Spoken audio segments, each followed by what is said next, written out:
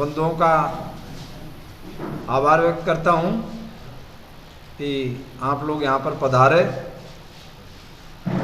और कल हमारे कांग्रेस पार्टी की राष्ट्रीय महासचिव श्रीमती प्रियंका जी बढ़ेरा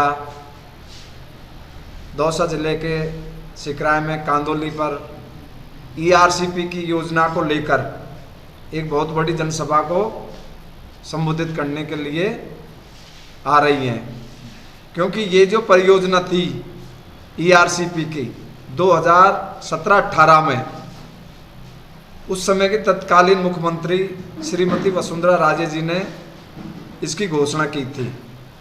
उसके बाद में सरकार चेंज हुई और उसको उन्होंने ठंडे बस्ते में डाल दिया, जो कि हमारे पूर्वी राजस्थान के 13 जिलों की एक बहुत ही महत्वपूर्ण परियोजना है। इसके लिए माननीय मुख्यमंत्री जी के बाद में प्रधानमंत्री जी नरेंद्र मोदी जी का जब राजस्थान में चुनावी सभा थी, दौरा था, तो उन्होंने भी इसको लेकर के घोषणा की थी कि हम पूर्वी राजस्थान की जो ERCP की मांग है उसको पूरा करेंगे। लेकिन उन्होंने इसमें एक कदम भी आगे नहीं बढ़ाया। हमारी ये मांग है कि इसको वो राष्ट्रीय परियोजना घोषित करें। हम राष्ट्रीय परियोजना घोषित क्यों करवाना चाह रहे हैं कांग्रेस पार्टी? क्योंकि जब भी कोई राष्ट्रीय परियोजना घोषित हो जाती है तो उसमें किसी तरह का कोई ना तो कोर्ट से स्टे मिलता है और उस काम में कोई अड़ंगा नहीं लगा सकता। इसके लिए हमारे मुख्यमंत्री महोदय ने इस साल के बजट में, आप सभी को पता है, 13,000 करोड़ रुपए का इसमें प्रावधान रखा है। ERCP को लागू जो कर रहे हैं उसको परियोजना की DPR बनाने में, सर्वे के लिए और उसके लिए, जबकि केंद्र सरकार, इसका एक नियम है कि 90% जो भी राष्ट्रीय परियोजना होती है उसमें केंद्र सरकार देती है, 10% राज्य सरकार देती है। लेकिन हमारी सरकार ने, राजस्थान सरकार ने इस चीज़ की घोषणा बजट में की है कि अगर ये इसको राष्ट्रीय परियोजना घोषित कर दें तो हम 50-50 का जो फार्मूला है 50% राशि राज्य सरकार इसमें देने के लिए तैयार है। और उसके लिए इसी बजट में आप सबको पता भी है 13,000 करोड़ रुपए का प्रावधान भी किया है। इससे सबसे बड़ा फायदा है कि इससे 11 नदियाँ जोड़ी जाएंगी, जिसमें पार्वती, काली सिंध और मेज नदी, इन सब का पानी अपने बनास, मोरेल और बाणगंगा, क्योंकि जब बरसात होती है तो उधर का पानी उन तीनों नदियों में आता है तो वो ओवरफ्लो होकर पूरा पानी बेकार चला जाता है। हमारे जो क्षेत्र है ये पूरी राजस्थान बिल्कुल सूखा ग्रस्त क्षेत्र है, तो हमारी ये जो तीनों नदियां हैं इनमें इसको जोड़ने का लिए DPR हमारे सरकार ने तैयार करवाई है, जिसकी लागत आपको पता है लगभग 60,000 करोड़ रुपए है। तो ये एक ऐसी परियोजना है जिसको पूरी को राजस्थान सरकार वहन नहीं कर सकती, जबकि कानून में ये प्रावधान है। सब जगह और भी परियोजनाएं जो घोषित की हैं उसमें 90-10 का रेशा रहा है, लेकिन फिर भी राजस्थान सरकार ने बजट में इसके लिए 13,000 करोड़ रुपए का प्रावधान किया है ताकि ये परियोजना चालू हो। और हमारे जो 13 जिले हैं जो बिल्कुल आज की स्थिति में ये है कि पीने के पानी के लिए भी 500, 600, 700, 800 फीट तक बोर भी कटवा लेते हैं तो भी पानी नहीं है। तो इसके लिए हमारे राष्ट्रीय महासचिव कल एक बहुत बड़ी जनसभा को संबोधित करने के लिए आ रही है। ये हमारी मांग रहेगी, मुख्य मुद्दा हमारा कल की सभा का यही रहेगा कि जो वादा BJP सरकार ने किया उससे वो अपने वादे से मुकर रही है, तो उनको उनकी बातें याद दिलाने के लिए हमारे राष्ट्रीय महासचिव इस बात को लेके कल बहुत बड़ी जो सभा हो रही है उसमें हर क्षेत्र, गांव-गांव में इस चीज़ के लिए चुनाव प्रचार में भी इस चीज़ का एक मुद्दा रहेगा कि BJP ने जो घोषणाएं की है उनको पूरा नहीं कर रही, इसलिए ERCP लागू की जाए ताकि हमारे जो पूर्वी क्षेत्र के 13 जिले हैं वो सरसब हो सकें। यही हमारा कल का जो मीटिंग है उसका मुख्य मुद्दा है। कल AICC कार्यालय पे जी जो वो विधानसभा क्षेत्र के कार्यकर्ताओं ने विधायक को टिकट नहीं देने की बात को लेकर के विरोध प्रदर्शन किया, जी क्या किसी को कोई ज्ञापन दिया है और क्या विरोध प्रदर्शन? देखिए, आपको पता है 2013 के जो चुनाव हुए थे उसमें वर्तमान विधायक बीजेपी के सिंबल पे चुनाव लड़ा था। उसके बाद में 2018 में उनकी पार्टी ने उनको टिकट नहीं दिया, वो निर्दलीय चुनाव लड़े। 2018 में तो कांग्रेस पार्टी को उन्होंने सपोर्ट किया, वहाँ तक तो बात सही है, तो ठीक है, पार्टी को सपोर्ट किया, सरकार को सपोर्ट किया, लेकिन वर्तमान परिस्थिति में उस आदमी ने कांग्रेस की सरकार होते हुए भी जितने भी कांग्रेस के कार्यकर्ता थे या जो भी पदाधिकारी थे उन सबको प्रताड़ित किया। चाहे नगर पालिका में नॉमिनेट का मामला हो पार्षदों का, चाहे अन्य मामला हो, उसमें भी उसने बीजेपी की विचारधारा के जुड़े जो आदमी थे उन्हीं को उसमें नॉमिनेट किया। राज्य सरकार से उन्हीं का प्रस्ताव भेज कर उनको उसमें एडजस्ट कर दिया।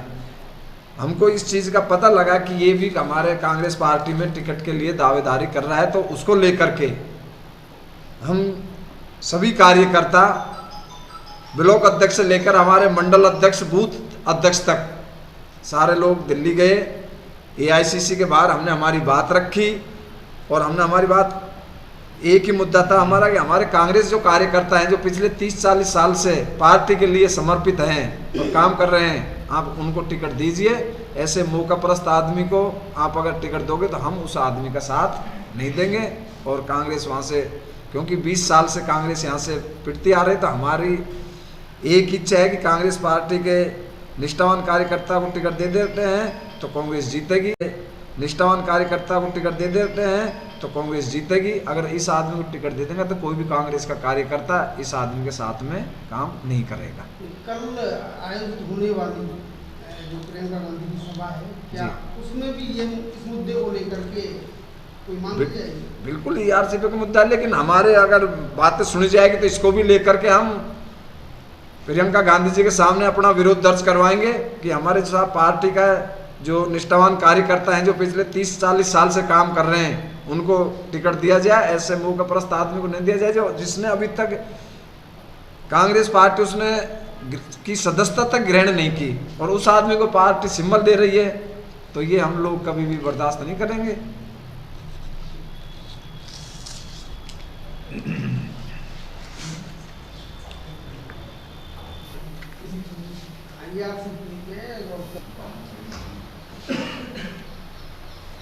आप सभी का बहुत बहुत स्वागत, अभिनंदन। आज जो प्रेस कॉन्फ्रेंस बुलाई गई है वो विशेष तौर से ERCP के मुद्दे को लेकर, जो कि कल हमारी राष्ट्रीय महासचिव श्रीमती प्रियंका गांधी जी राजस्थान में दौसा जिले के सिकराय में आ रही हैं और वहाँ एक बहुत बड़ी जनसभा को वो संबोधित करेंगी। उसका मुख्य मुद्दा ERCP, जो कि हमारी पूर्वी राजस्थान की एक बहुत बड़ी परियोजना है और पूर्वी राजस्थान के अंदर पानी की बहुत विकट समस्या है, चाहे वो पीने के पानी को लेकर हो चाहे सिंचाई के लिए हो। तो उसको लेकर के केंद्र की भाजपा सरकार ने, उनके प्रधानमंत्री नरेंद्र मोदी जी ने पिछली बार ये वादा किया था कि हम ERCP की परियोजना को आगे बढ़ाएंगे और इस परियोजना को लागू करेंगे। लेकिन पूरे 5 साल लगभग निकलने को जा रहे हैं, अभी तक उन्होंने इस परियोजना पर कुछ नहीं किया और राजस्थान के साथ एक सौतेला व्यवहार इन्होंने किया है।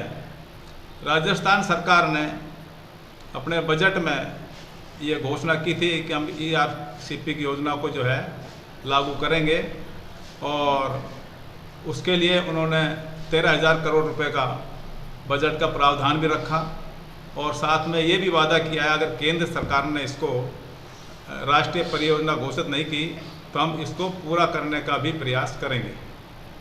इस तरीके से पूरी राजस्थान की ये मांग जो है, इसको लेकर के कल जो जनसभा होने जा रही है उसमें इस चीज़ का हमारी महासचिव जो है वो उस बात को रखेंगी कि भारतीय जनता पार्टी की सरकार ने वायदा कर करके और जो वादा खिलाफी किया है, किसानों के साथ नाइंसाफ़ी की है, राजस्थान के साथ नाइंसाफ़ी की है, उसको लेकर के सारी आम जनता के बीच में जाएंगे, क्योंकि अभी चुनाव हैं, ये एक चुनावी मुद्दा रहेगा।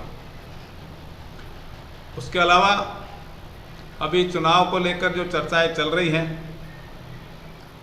राजस्थान में जो सरकार पिछली रही है उसमें कुछ अल्पमत में होने के कारण निर्दलीय विधायकों को सरकार में मिलाया गया था और उन विधायकों को जो है सभी तरह की सरकार ने सुविधाएं दी थी जो पार्टी के विधायकों को दी थी। अब वो सब विधायक जो है कांग्रेस पार्टी का टिकट लेना चाहते हैं। उनमें से कुछ विधायक तो ऐसे हैं जो हमारे कांग्रेस पार्टी के पृष्ठभूमि के हैं, कुछ विधायक ऐसे हैं जो भारतीय जनता पार्टी और आरएसएस की पृष्ठभूमि से हैं। अब जहाँ तक कांग्रेस की पृष्ठभूमि के हैं वो तो मांगने का अपना हक रख सकते हैं, लेकिन जो विधायक आरएसएस और बीजेपी की पृष्ठभूमि से हैं उनका हमारी पार्टी में कोई अधिकार नहीं बनता है। उसके बावजूद भी हमारे